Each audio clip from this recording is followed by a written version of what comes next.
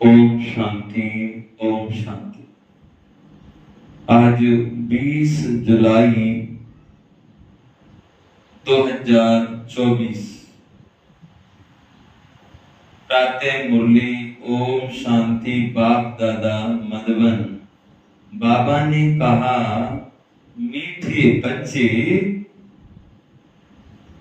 माया रावण के संग में आकर तुम भटक गए, पवित्र पौधे अपवित्र बन गए, अब फिर पवित्र बनो। बाबा ने कहा, मीठे बच्चे, माया रावण के संग में आकर तुम भटक गए, पवित्र पौधे अपवित्र बन गए, अब फिर पवित्र बनो।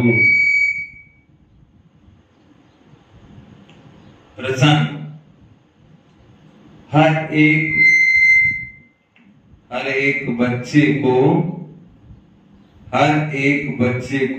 अपने ऊपर कौन सा बंडर लगता है? बाप और बच्चों पर कौन सा बंडर लगता है?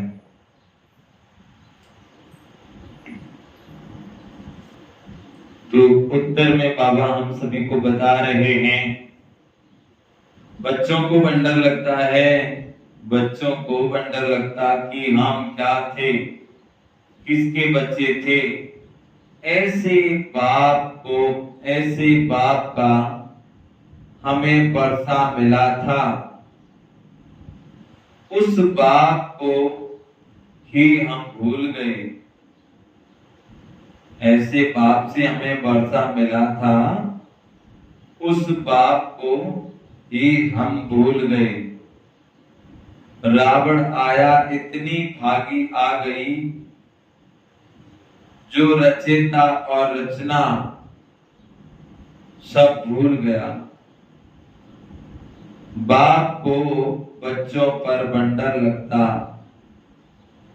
जिन बच्चों को मैंने इतना ऊंच बनाया, राज्य भाग दिया, वही बच्चे मेरी ग्लानि करने लगे।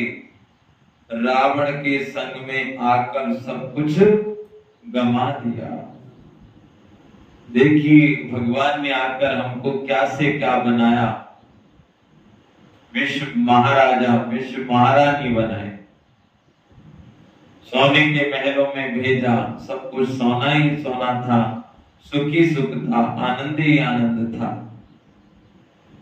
जहां पवित्रता थी, जहां शेर गाय एक घाट पर पानी पीते थे,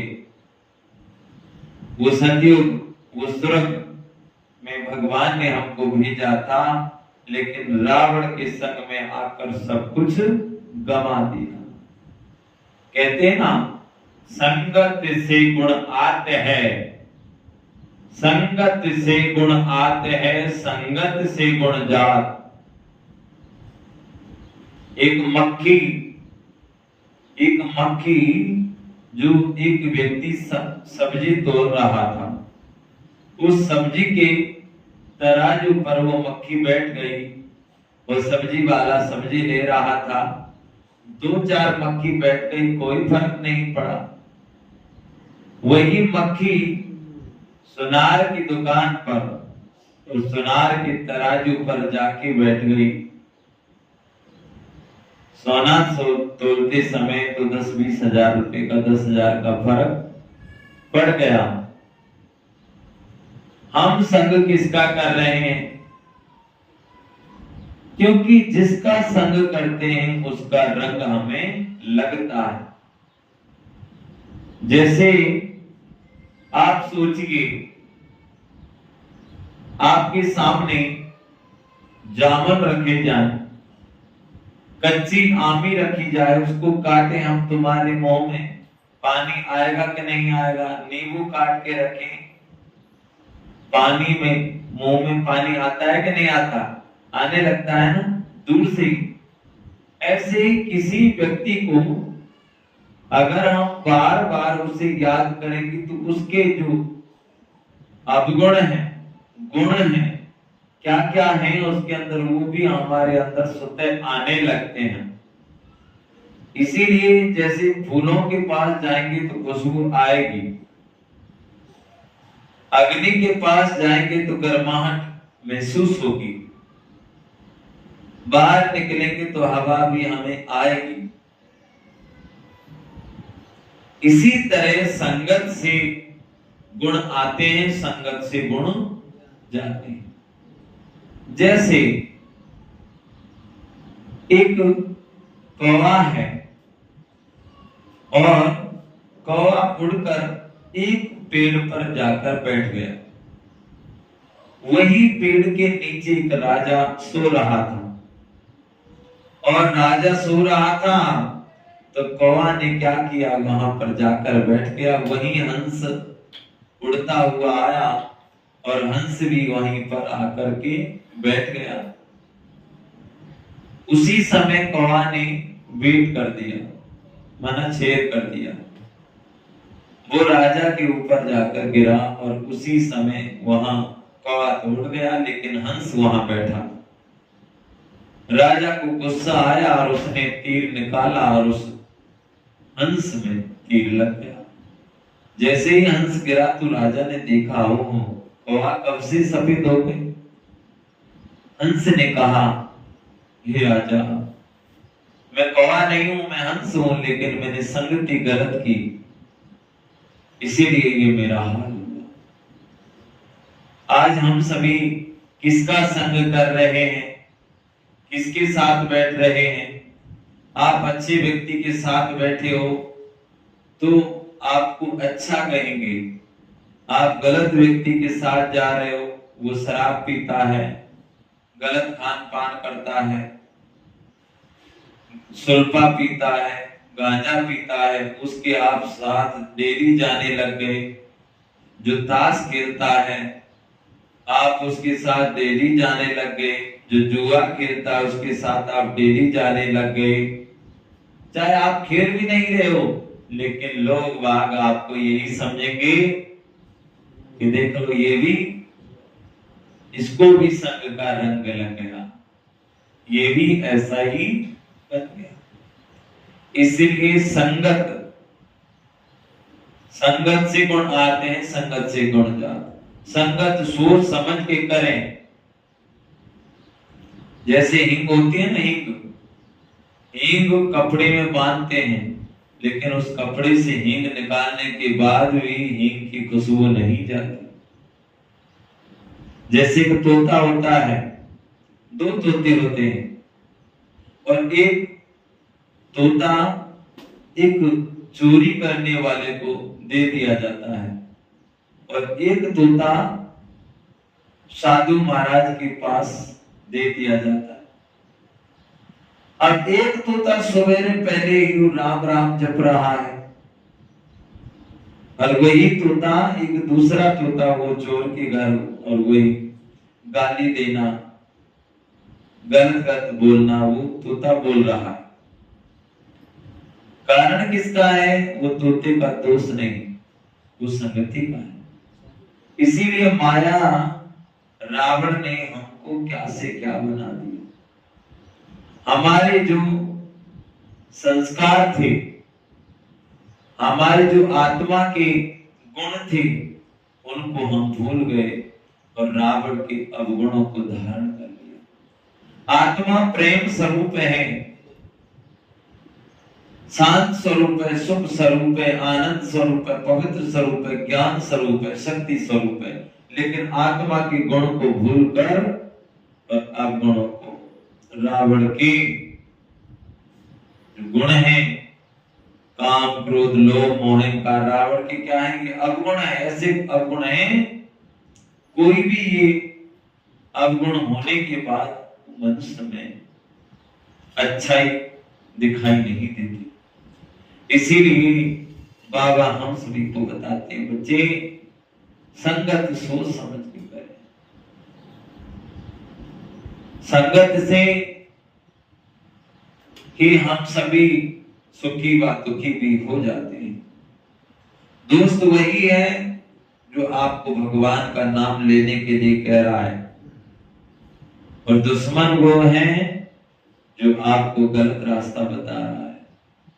एक व्यक्ति ने कहा कि भाई साहब कि ये मेरा दोस्त नहीं दुश्मन है, मैं इसको मारना चाहता हूं लेकिन मारू तो मारू कैसे।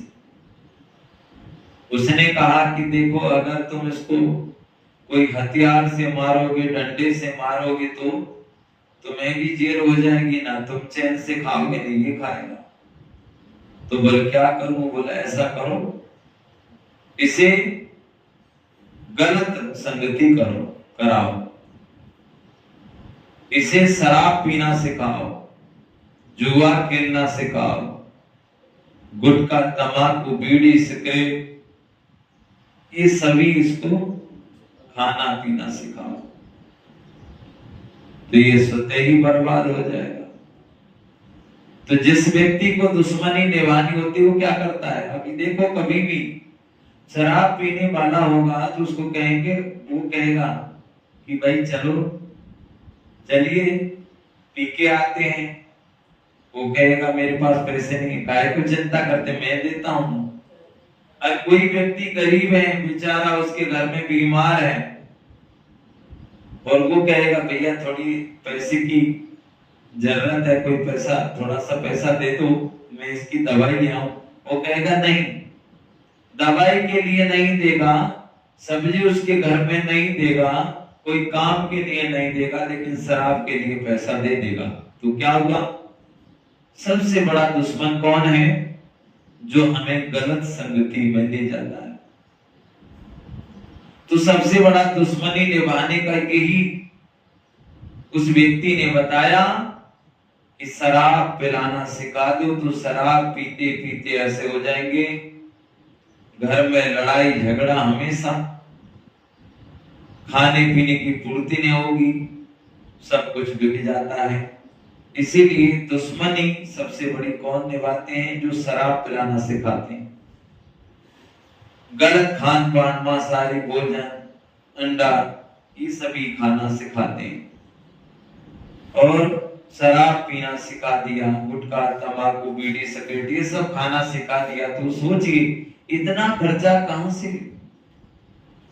आजकल दुनिया सब्जी लाने के लिए भी कितना हिचकिचाते हैं, इतनी महंगी सब्जी है।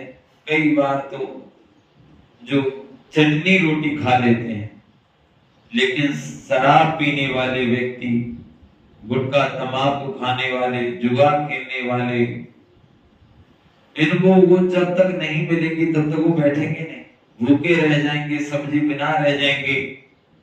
एक व्यक्ति ने कहा कि भाई साहब मुझे पैसों की जरूरत है। मैंने कहा बोल क्या हुआ? कि मेरे घर में 5 दिन से आटा नहीं है और मेरा घर में बच्चे भूखे हैं, मेरे घर में, मुझे कुछ पैसे की जरूरत है। तो मैंने उसके चेहरे को देखा, मैंने कहा भाई साहब आप तो शराब पिए हुए हैं, शराब के लिए पैसे कहां से आए? उसने कहा घर में कबाड़ खाना था, लोग लंगड़, उसको बेच के मैं शराब लेके आया। मैंने कहा शराब लेके आए हो, 4-5 दिन से घर में बच्चे भूखे हैं, आप भी भूखे हो, आपको ये नहीं लगा, आपको दया नहीं आई? दया धर्म का मूल है, पाप मूल है। मनुष्य का धर्म सबसे पहले क्या है? दूसरों की सेवा करना। सबसे बड़ा धर्म है दया, दूसरों के प्रति दया करना। आपके घर में 5 दिन से भूखे हैं और आप शराब पी रहे हैं और अभी भी आप कह रहे हैं कि पैसे दे दो, हम पैसे दे देंगे, उनका भी आके जाके शराब पिएंगे। इसीलिए भाई साहब आप इस शराब को बंद कीजिए और उन पैसों से आप आटा लाइए, सब्जी लाइए। सोचिए इंसान की सोच कहां है, कहां बैठ रहा है, किसकी संगति कर रहा है। इसलिए बुजुर्ग माता पिता को भी सोचना चाहिए कि हमारा बच्चा कहां बैठा है, किसकी संगति कर रहा है, क्या देख रहा है, क्या खान पान कर रहा है। संगत से गुण आते हैं, संगत से गुण जाते। इसीलिए संगति बहुत सोच समझ के करना चाहिए। संगति के कारण ही घर बर्बाद होते हैं और संगति के कारण ही घर सुखी हो जाते हैं। क्योंकि एक नाव होती है, पूरी नाव, उसमें एक धर्मी पुण्य कर्म करने वाला पूरे नाव में सबको तिरा ले जाता है, और एक ही व्यक्ति नाव में बैठ गया और वो पापी है, जिसने पाप कर्म किए हों, तो पूरी नाव को डुबा देता है। इसीलिए बाबा हम सबको यही बताते हैं कि माया रावण ने हमारे क्या किए, माया रावण ने हमको दुखी बना दिया, और हम सभी दुखी इसीलिए हुए क्योंकि रावण के संग में आकर सब कुछ गंवा दिया। ओम शांति। क्या सोच रहे हो? नंबर बार पुरुषार्थ अनुसार हर एक की जीव आत्मा अब अपने ऊपर बंडर खा रही है कि हम क्या थे, किसके बच्चे थे, और बरोबर बाप से वर्षा मिला था, फिर कैसे हम भूल गए हम सतो प्रधान दुनिया में सारे विश्व के मालिक थे, बहुत सुखी थे, फिर हम सीढ़ी उतरे, रावण आया, गोया इतनी भागी आ गई जो रचता और रचना को भूल गए। भागी में मनुष्य रास्ता आदि भूल जाते हैं ना, तो हम भी भूल गए हमारा घर कहाँ है, कहाँ के रहने वाले थे। अब बाबा देख रहे हैं, अब बाबा देख रहे हैं हमारे बच्चे जिन्हें हम आज से 5000 वर्ष पहले राजभाग देकर गए, बड़े आनंद मौज में थे, ये भूमि फिर क्या हो गई, कैसे रावण के राज्य में आ गए, पराये राज्य में तो जरूर दुख ही दुख मिलेगा, पराये राज्य में तो जरूर दुख ही मिलेगा। कितने भटके अंधश्रद्धा में बाप को ढूंढते रहे, परंतु मिले कहां। जिसको पत्थर टिक्कर में डाल दिया तो मिलेगा फिर कैसे। अब सोचिए, भगवान को पत्थर टिक्कर में जब उसमें डाल ही दिया तो मिलेगा कैसे। कहते भाई भगवान सब में है, घोड़े कचरे गधा घोड़ा चिपकली सब में भगवान को कह दिया, कण कण में भगवान। जब कण कण में भगवान है तो फिर ढूंढेंगे कहां से, मिलेगा कैसे। भाई एक साधु था जो कुटिया में विराजमान था, उसका एक शिष्य आया, उसने बाहर से किवाड़ बजाई, अंदर से आवाज आई, कौन हो? कि गुरु महाराज में यही आखिर पता लगाने आया हूं, मैं आखिर हूं कौन। चला था बंदे भगवान को खोज करने के लिए, जब तक स्वयं को नहीं जाना तब तक भगवान को नहीं पहचान पाए। आज संसार में यही हो रहा है, कहते भाई सब में भगवान है, तो फिर सब में भगवान है तो ये किसने कहा कि आत्मा और परमात्मा अलग रही बहुकाल, सुंदर मेला लग गया जब सतगुरु मिला दिला। आत्मा और परमात्मा अलग रहे थे बहुत काल, माना 5000 वर्ष अलग रहे। सुंदर मेला कब लगा? जब परमात्मा सृष्टि पर आए, जब सुंदर मेला लग गया, जब सतगुरु मिला था। परमात्मा सबके अंदर नहीं है। अगर भगवान सबके अंदर हो तो कोई बच्चा ज्यादा बीमार हो जाता है तो डॉक्टर के पास ले जाते हैं, डॉक्टर साहब हाथ जोड़ेंगे, पैर में धूप मारेंगे, कहे डॉक्टर साहब इस बच्चे को बचा लो। डॉक्टर कहेगा भाई हम तो कोशिश कर रहे हैं, बाकी तो सब ऊपर वाले के हाथ में। किसी ने कहा कि नीचे वाले के हाथ में? नहीं कहा ना। अब दूसरे नंबर, कोई गरीब व्यक्ति को सताता है, दिल दुखा रहा है, उसके साथ धोखा कर रहा है, कहते हैं कि मैं बहुत दुखी हूं, उसने मेरे साथ धोखा किया। वो कहते हैं तुम चिंता मत करो, भगवान देख रहा है, ऊपर वाला सब देख रहा है। किसी ने कहा कि नीचे वाला देख रहा है। कोई व्यक्ति जब शरीर छोड़ जाता है तो बच्चे कहते हैं मम्मी पापा कहाँ गया, दादा कहाँ गया? कहती बेटा तुम्हारा दादा ऊपर गया। किसी ने कहा कि नीचे गया? सारा ज्ञान क्लियर है, हम सब भूल से भी ये नहीं कहते कि नीचे वाला, हमेशा यही कहते हैं ऊपर वाला जाने। तो विचार कीजिए कि भगवान सबके अंदर नहीं है, और इसी के कारण हम भगवान को खोज रहे थे। क्योंकि भगवान कहां से मिलेगा जो सब में कह दिया भगवान। इसीलिए भगवान कण कण में नहीं है। अगर भगवान सब में होता तो कहते हैं हे भगवान उठा ले, कहते हैं कि नहीं कहते हे भगवान उठा ले। अगर भगवान सबके अंदर होता तो क्या कहते, हे भगवान तुम तो अंदर बैठे हो, जरा हमको भी ले चलो साथ में, हमें भी इस शरीर से निकालो। बहुत सोचने समझने की बातें हैं, विचार करने की बातें हैं। इसीलिए बाबा ने कह दिया कि पत्थर ठिक्कर में डाल दिया तू मिलेगा फिर कैसे। आधा कल्प तुम भटक भटक, आधा कल्प तुम भटक भटक कर कैसे कहां कैसे। आधा कल्प तुम भटक भटक कर जैसे था हो गए। अपने ही अज्ञान के कारण रावण राज्य में तुमने कितना दुख उठाया है। भारत भक्ति मार्ग में कितना गरीब बन गया। बाप बच्चों की तरफ देखते हैं तो ख्याल होता है भक्ति मार्ग में कितना भटके हैं। आधा कल भक्ति की है, किस लिए? भगवान से मिलने के लिए। भक्ति के बाद ही भगवान फल देते हैं। क्या देते हैं वह तो कोई जानते नहीं, बिल्कुल बुद्धू बन गए हैं। ये सब बातें बुद्धि में आनी चाहिए। हम क्या थे, फिर कैसे राज्य भाग करते थे, फिर कैसे सीढ़ी नीचे उतरते उतरते रावण की जंजीरों में बंधते गए। अपरम अपार दुख थे, पहले पहले तुम अपरम अपार सुख में थे।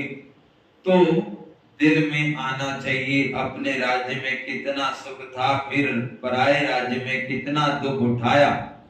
जैसे वो लोग समझते हैं अंग्रेजों के राज्य में हमने दुख उठाया है, अब तुम बैठे हो अंदर में। ये ख्याल आना चाहिए हम कौन थे, किसके बच्चे थे।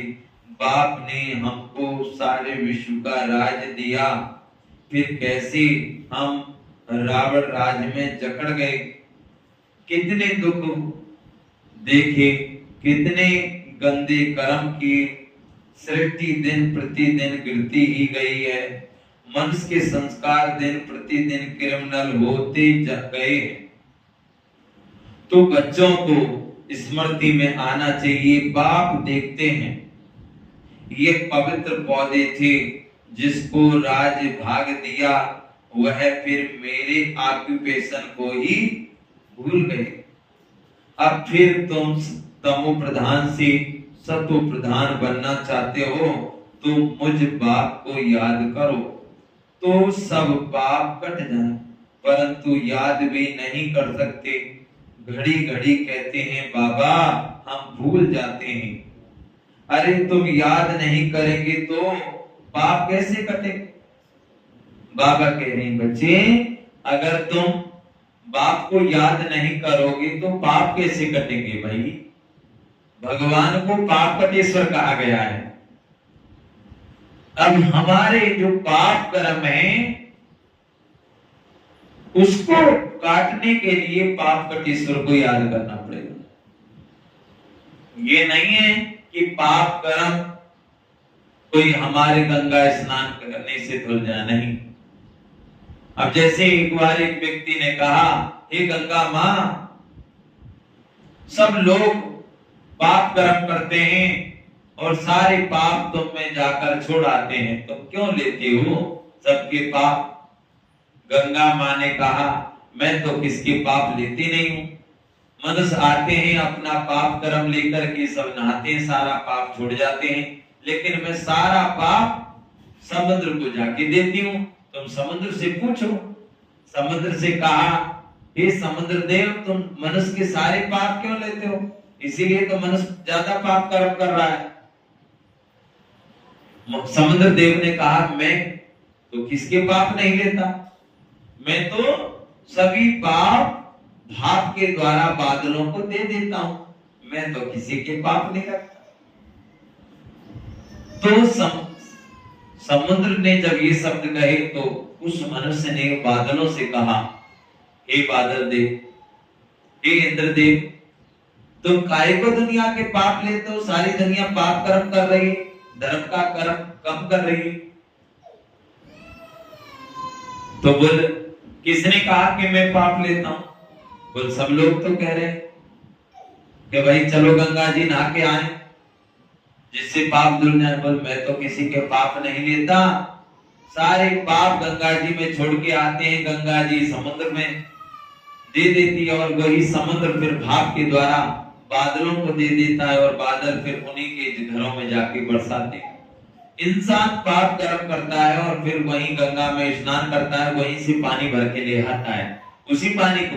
तो जो पाप किया वो तो ले आएगा हमसे। इसमें गंगा माँ का क्या है? पाप नहीं है। पाप वही धुलते हैं गंगा माँ में जो अनजान में भूल किए हुए पाप ही धुलते हैं, लेकिन जानबूझ के और जो पाप करक के, जो जानबूझ के पाप कर रहे हैं, वो कभी नहीं धुलते। जैसे कहते हैं ना,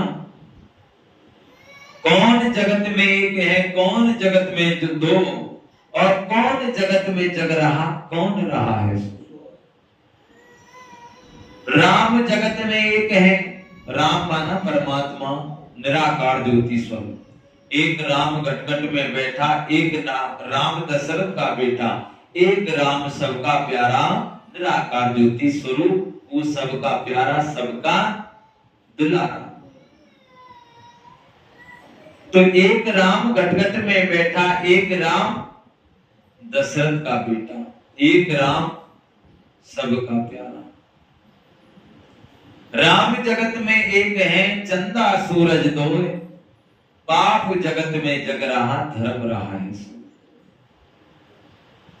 तो हमें ये विचार करना चाहिए, बाबा हमको कह रहे हैं, बच्चे पाप तुम्हारे कब कटेंगे? पाप कटेश्वर शिव को याद करने से। इसलिए उसको याद करिए। तुम याद नहीं करेंगे तो पाप कैसे कटेंगे?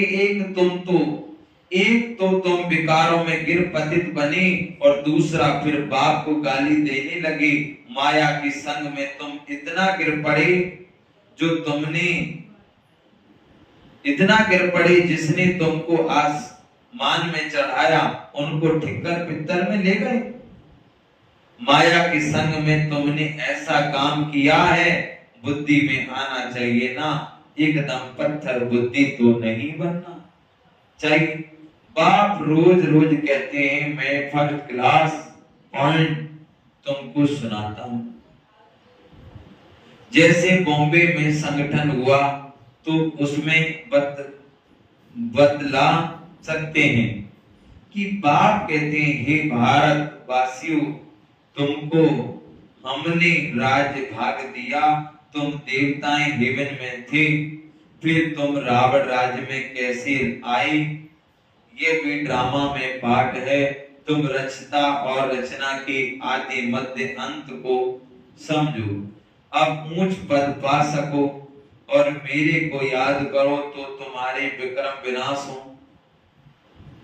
यहाँ बल सब बैठे हैं, फिर भी किसकी बुद्धि कहाँ, किसकी बुद्धि कहाँ है?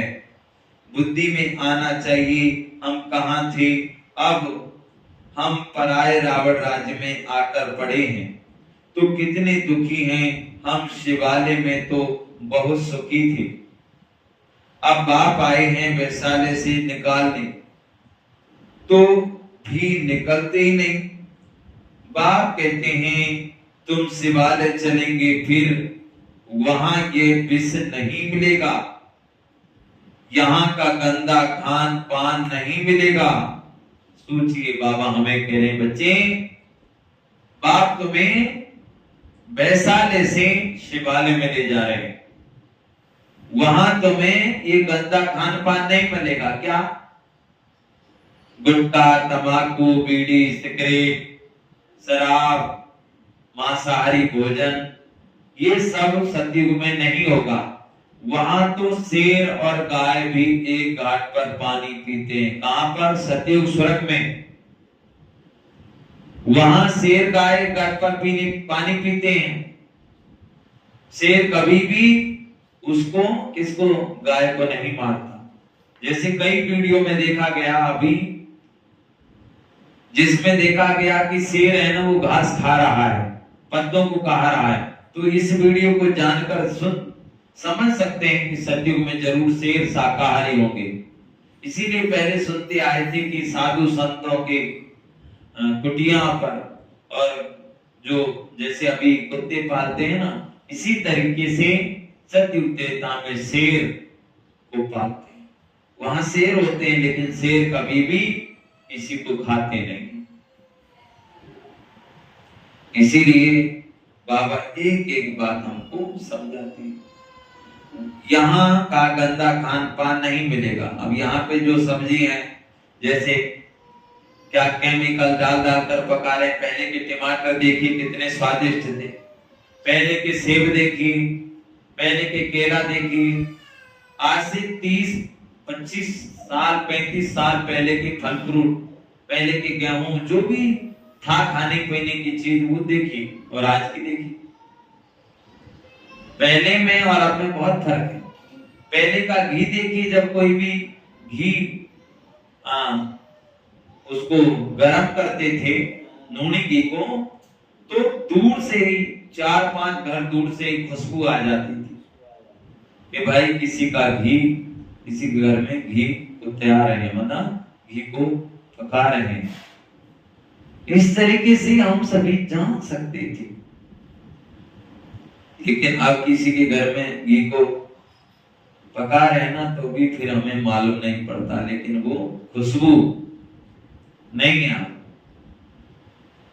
तो बाबा कहते हैं गंदा खान पान नहीं मिलेगा। ये तो विश्व के मालिक थे ना, फिर ये कहां गए? फिर से अपना राज्य भाग ले रहे हैं। कितना सहज है ना। ये तो बाप समझाते हैं। सब सर्विसेबल नहीं होंगे। नंबरवार राजधानी स्थापन करनी है, जैसे 5000 वर्ष पहले की थी। सतो प्रधान बनना है। बाप कहते हैं यह है तमो प्रधान पुरानी दुनिया, एक्यूरेट पुरानी जब होगी तब तो बाप आएंगे ना। बाप बिगड़ तो कोई समझा ना सके। भगवान इस रथ द्वारा हमको पढ़ा रहे हैं। यह याद रहे तो बुद्धि, यह याद रहे तो भी बुद्धि में ज्ञान हो, फिर औरों को बताकर आप समान भी बनाएं। बाप समझाते हैं पहले तो तुम्हारे क्रिमिनल कैरेक्टर्स थी जो मुश्किल सुधरते हैं। आंखों की क्रिमिनलिटी निकलती नहीं है। एक तो काम की क्रिमिनलिटी, वह मुश्किल छूटती है। फिर साथ में 5 बेकार हैं। क्रोध की क्रिमिनलिटी भी कितनी है। बैठे बैठे भूत आ जाता है, यह क्रिमिनलिटी हुई। सिविलाइज्ड तो हुए नहीं, नतीजा क्या होगा? 100 गुना पाप चढ़ जाएगा। घड़ी घड़ी क्रोध करते रहेंगे। बाप समझाते हैं तुम अभी रावण राज्य में तो नहीं है ना। बाबा कह रहे तुम अभी रावण राज्य में तो नहीं हो ना, तो तुम तो ईश्वर के पास बैठे हो। बाबा कह रहे बच्चे तुम तो रावण राज्य में तो नहीं है ना, तुम ईश्वर के पास बैठे हुए हो। तो इन विकारों से छूटने की प्रतिज्ञा करनी है। बाप कहते हैं अब मुझे याद करो, क्रोध मत करो। 5 विकार तुमको आधा कल्प गिराते आए हैं। सबसे ऊंच भी तुम थे, सबसे जास्ती गिरे भी तुम हो। इन 5 भूतों ने तुमको गिराया है। अब शिवालय में जाने के लिए इन विकारों को निकालना है। इस वैशाल्य से दिल हटाते रहो, बाप को याद करो तो अंतमति सुगति हो जाएगी। अब बाप को याद करेंगे तो क्या होगा? अंतमति सुगति हो जाएगी। तुम घर में पहुंचे जाएंगे, तुम अंतमति सुगति हो जाएगी, तुम घर में पहुंच जाएंगे और कोई ये रास्ता बता नहीं सकती। भगवान वाच, मैंने तो कभी भी कहा नहीं कि मैं सर्वव्यापी हूं। अब भगवान कह रहे, भगवान वाच, मैंने तो कभी नहीं कहा कि बच्चे मैं सर्वव्यापी हूं। मैंने तो राजयोग सिखाया और कहा तुमको विश्व का मालिक बनाता हूं। फिर वहां तो इस नॉलेज की दरकार ही नहीं रहती। मनुष्य से देवता बन जाते हैं, तुम वर्षा पा लेते हो, इसमें हठ योग आदि की बात नहीं। अपने को आत्मा समझो, अपने को शरीर क्यों समझते हो? शरीर समझने से फिर ज्ञान नहीं, ज्ञान उठा नहीं सकते। ये भी भाभी तुम समझते हो, हम रावण राज्य में थे, अब राम राज्य में जाने के लिए पुरुषार्थ कर रहे हैं। अभी हम पुरुषोत्तम संगम युग वासी हैं। अब कहाँ हैं हम? पुरुषोत्तम संगम युग वासी हैं। बलग्रस्त में रहो, इतने सब यहाँ कहाँ रहेंगे? ब्राह्मण बनकर सब यहाँ ब्रह्मा के पास भी नहीं रह सकते हैं। रहना भी अपने घर में है और बुद्धि से समझना है। हम शूद्र नहीं, हम ब्राह्मण हैं। ब्राह्मणों की चोटी कितनी छोटी है। तो गृहस्थ में रहते शरीर निर्वाह लिए धंधा आदि करते, सिर्फ बाप को याद करो। गृहस्थ में रहो, धंधा दौरी भी करना है। कर्त व्रत, वो कहते हैं कर्त व्रत करत नार जगमाही पराधीन सपने, वैसे कुछ चौपाई भूल गया हूं। पराधीन सपने सुखना है। तो जो पराधीन है, दूसरों के पराधीन है, उसको सपने में भी सुख नहीं मिलता। कृतव्रत नार जगमाही पराधीन सपने सुखना। तो बाबा ने कहा शरीर निर्वाह लिए धंधा आदि भी करते सिर्फ बाप को याद करो। हम क्या थे, अब हम पराये राज्य में बैठे हैं, कितना हम दुखी थे, अब बाबा हमको फिर ले जाते हैं। तो गृहस्थ व्यवहार में रहते हुए अवस्था जमानी है। शुरू में कितने बड़े बड़े झाड़ आए, फिर उनसे कोई रहे, बाकी चले गए। तुम्हारी बुद्धि में है हम अपने राज्य में थे, फिर अभी कहां आकर पड़े हैं, फिर अपने राज्य में जाते हैं। तुम लिखते हो, कहते हो बाबा फलाना बहुत अच्छा रेगुलर था, फिर आते नहीं तो गोया विकार में गिरी, फिर ज्ञान की धारणा हो ना सकी। उन्नति के बदले गिरते गिरते पाई पैसे का पद पा लेंगे। कहां राजा कहां नीच पद, भल सुख तो वहां है ही, परंतु पुरुषार्थ किया जाता है ऊंच पद पाने का। बड़ा मर्तबा कौन पा सकते हैं? ये तो सभी समझ सकते हैं। अभी सब पुरुषार्थ कर रहे हैं। किंग महेंद्र भोपाल के भी पुरुषार्थ कर रहा है। वह किंग तो पाई पैसे के हैं, ये तो सूर्यवंशी राजधानी में जाने वाला है। तो बाबा कहते हैं पुरुषार्थ ऐसा हो जो विजय माला में जा सके। पुरुषार्थ ऐसा हो जो हम विजय माला में जा सके। बाप बच्चों को समझाते हैं, अपने दिल में जांच करते रहना है।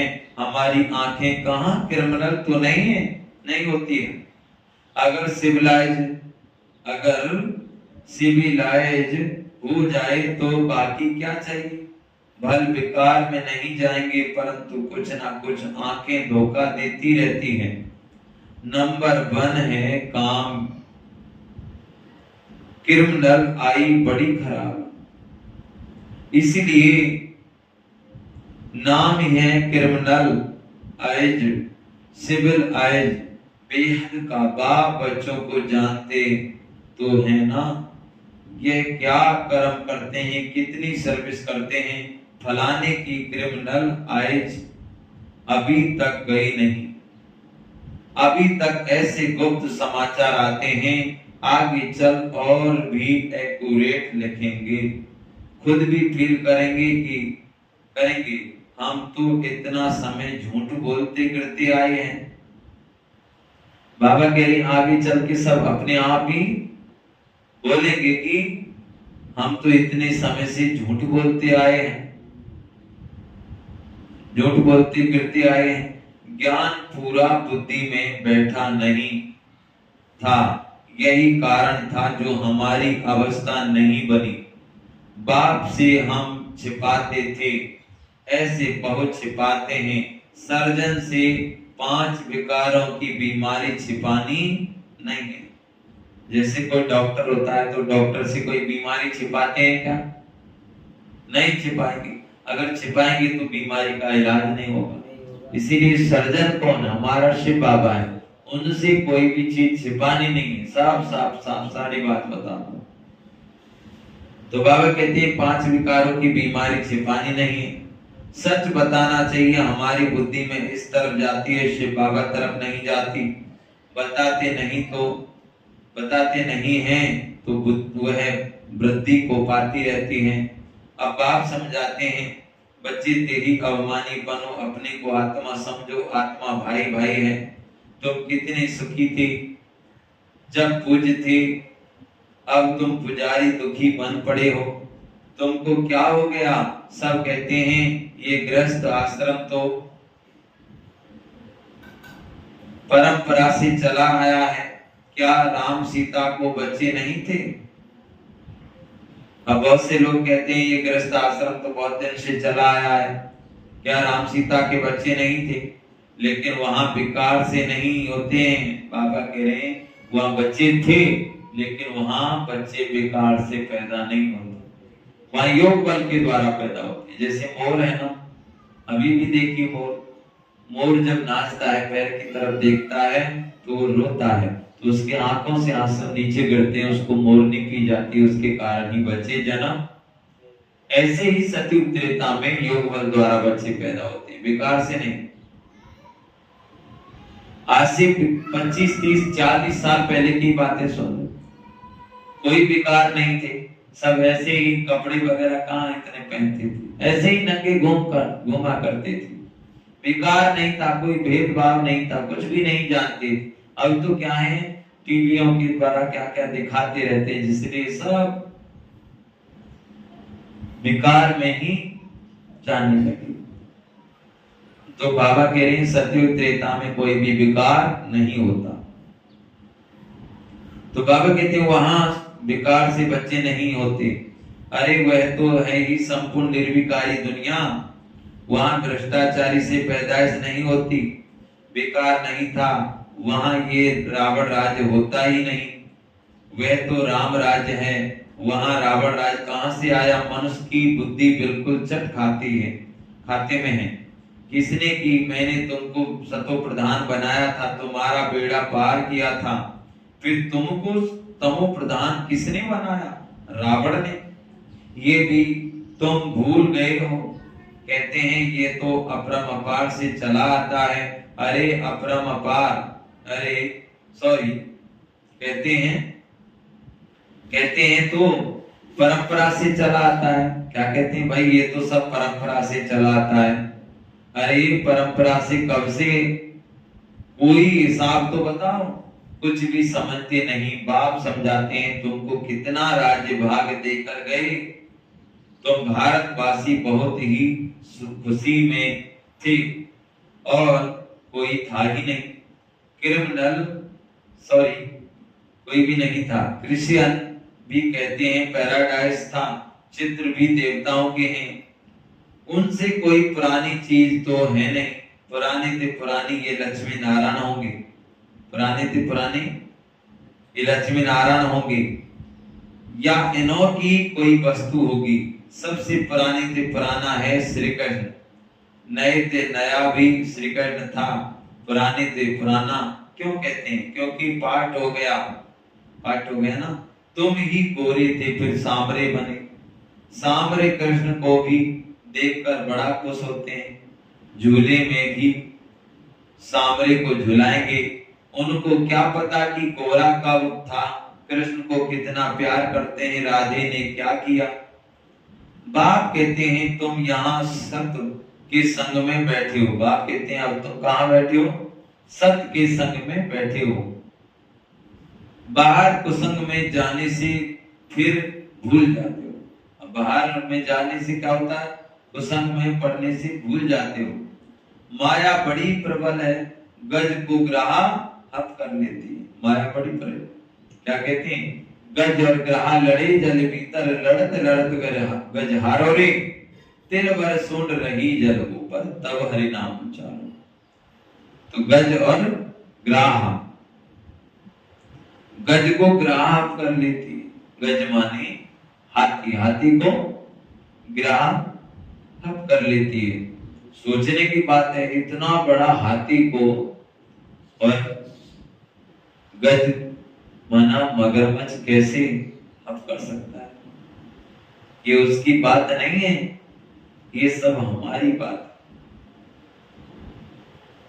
तो बाबा कहते हैं हप कर लेते हैं। ऐसे भी हैं अभी भागे की भागे, थोड़ा भी अपना अहंकार आने से और ही सत्यानाश कर लेते हैं। बेहद का बाप तो समझाते रहते हैं इसमें फंक नहीं होना चाहिए। बाबा ने ऐसे क्यों कहा? हमारी इज्जत गई। अरे इज्जत तो रावण राज्य में चट हो गई, हो ही गई है। देह अवमान में आने से ही अपना ही नुकसान कर देंगे। पद भ्रष्ट हो जा पड़ेगा। क्रोध लोभ भी क्रिमिनल आई है। आंखों से चीज देखते हैं तब तो लोभ होता है। बाप आकर अपना बगीचा देखते हैं, किस किस्म के फूल हैं। यहाँ से जाकर फिर उस बगीचे में फूलों को देखते हैं। शिव बाबा को फूल भी बरोबर चढ़ाते हैं। वह तो है निराकार चैतन्य फूल। तुम अभी पुरुषार्थ कर ऐसा फूल बनते हो। बाबा कहते हैं मीठे मीठे बच्चों, जो कुछ बीता उसको ड्रामा समझो। सोचो नहीं कितनी मेहनत करते हैं, होता तो कुछ नहीं, ठहरता नहीं। अरे प्रजा भी तो चाहिए ना। थोड़ा भी सुना तो वह प्रजा हो गई। प्रजा तो ढेर बननी है। ज्ञान कभी भी विनाश को नहीं पाता। एक बार सुना शिव बाबा है तो बस प्रजा में आ जाएंगे। अंदर में तुम्हें ये स्मृति आनी चाहिए, हम जिस राज्य में थे वह फिर से अब पा रहे हैं। उसके लिए पूरा प्रसार करना चाहिए। बिल्कुल एक्यूरेट सर्विस चल रही है। अब देखिए कितनी प्रजा है। अब जो बीज बोया वो तो उगेगा। जिसने कोर्स किया वो बाबा के ज्ञान में आएगा, लेकिन क्या पद मिलेगा? भाई सतयुग त्रेता में नौकर चाकर भी होते हैं, इसीलिए कोई नौकर बन के आएगा, कोई क्या बन के आते हैं। भाई प्रजा भी तो होती है ना सतयुग त्रेता। जिसने बाबा का ज्ञान समझ लिया वो जरूर आएगा। आपने खेत में बाजरा बो दिया तो उगेगा ही उगेगा। देख लो बाबा कितना प्यार करते हैं, किस तरीके से हमको समझाया। हाँ, तो बाबा कहते हैं पूरा पुरुषार्थ करना चाहिए। बिल्कुल एक्यूरेट सर्विस चल रही है। अच्छा, मीठे मीठे सिकेल दे बच्चों प्रति माता पिता बाप दादा का याद प्यार और गुड मॉर्निंग। रूहानी बाप की रूहानी बच्चों को नमस्ते। हम रूहानी बच्चों की रूहानी माता पिता बाप दादा को याद प्यार गुड मॉर्निंग और नमस्ते नमस्ते नमस्ते। धारणा के लिए मुख्य सार है, शिवालय में जाने के लिए इन विकारों को निकालना है। शिवालय में जाने के लिए क्या करना है? इन विकारों को निकालना है। इस वैशाल्य से दिल हटाते जाना है। ये क्या है? वैशाल्य से दिल हटाना है।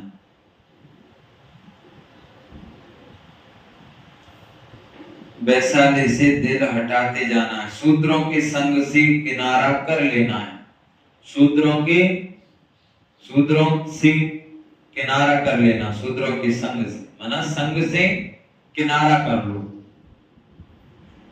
जो कुछ बीता उसे ड्रामा समझकर कोई भी विचार नहीं करना। जो कुछ हो गया उसको ड्रामा समझ के उसको कोई भी विचार उसका नहीं कर, बार बार नहीं करेंगे ऐसा है वो वैसा, कुछ नहीं, उसको समझ लो ये ड्रामा है, समझ के आगे बढ़ो, बार बार उसका बखान नहीं करो।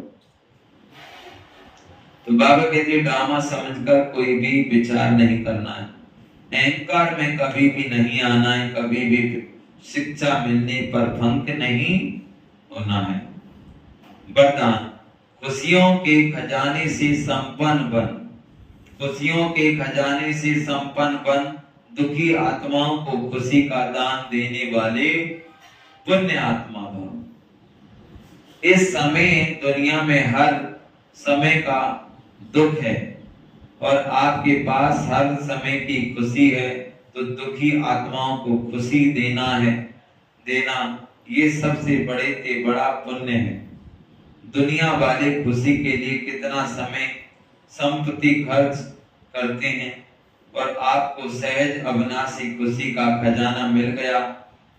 अब सिर्फ जो मिला है उसे बांटते जाओ, बांटना माना बढ़ना।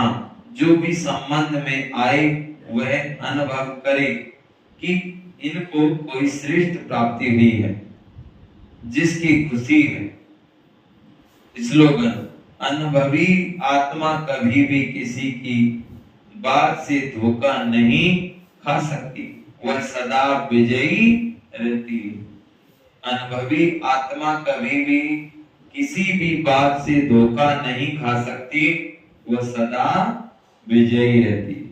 इसलिए जिनका अनुभव है, जिन्होंने अनुभव कर लिया कि बाबा मिला है, तो बाबा की हमारे चेहरे और चलन से दिखाई दे,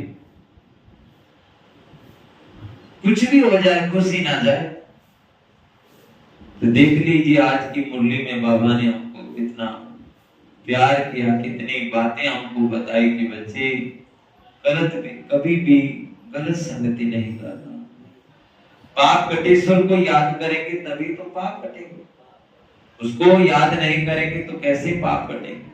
बाबा ने कहा बच्चे सतयुग में तो कोई भी गलत खान पीन नहीं है, वहां सब सुखी हैं, वहां कोई चीज का दुख नहीं है। तुमको वैशाली से शिवालय में ले जा रहे हैं बाबा,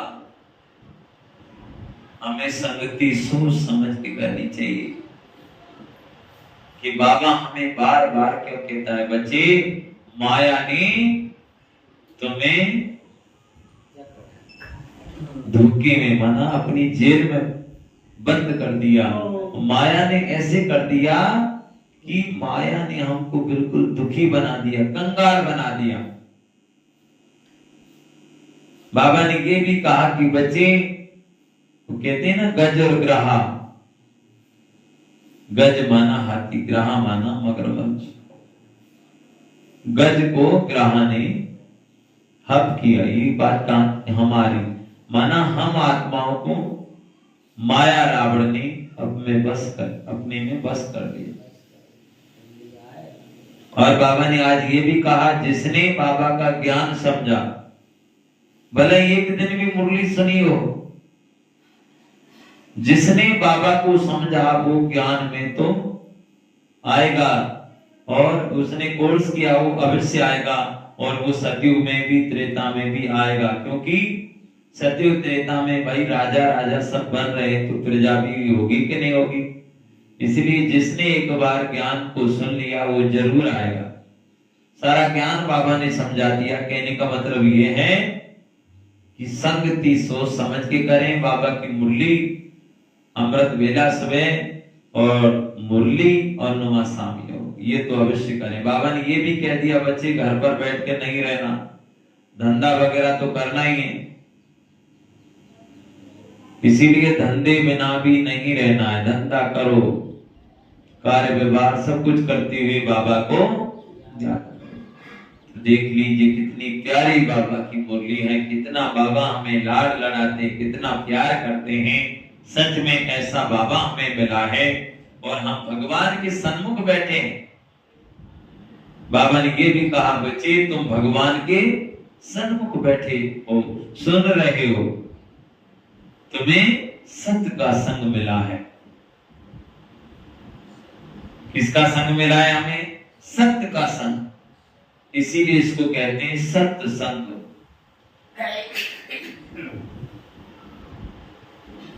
कितना प्यारा बाबा है भाई।